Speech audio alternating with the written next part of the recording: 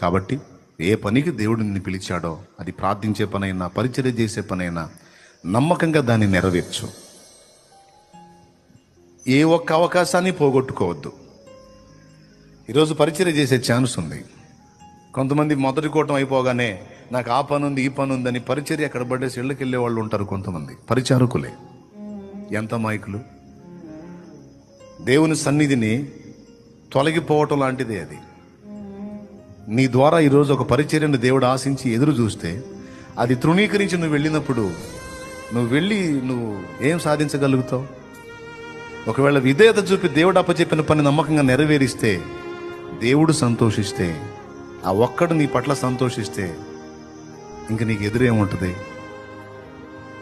కాబట్టి ఎగ్జాంపుల్గా చెప్పాను నేను. అంటే ఎవరు అలా చేయరు. దాదాపు నా బిడ్డలందరూ దేవుని కృపను బట్టి నమ్మకంగా పరిచయం చేసేవాళ్ళే.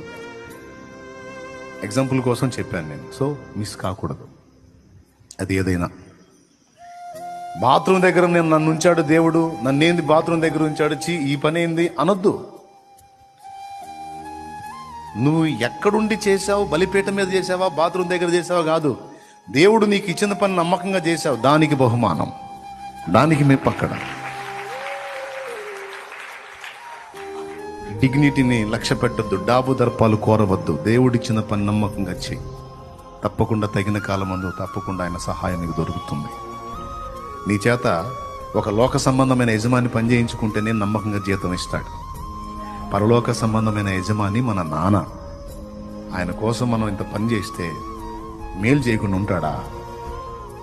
ఒకవేళ ఇప్పుడు నీకు ఏం కనపడకపోతుండొచ్చు, కొద్ది రోజులు ఆగు. ఆయన కార్యాలు వరుసగా నువ్వు అనుభవిస్తావు, ఖచ్చితంగా చూస్తావు.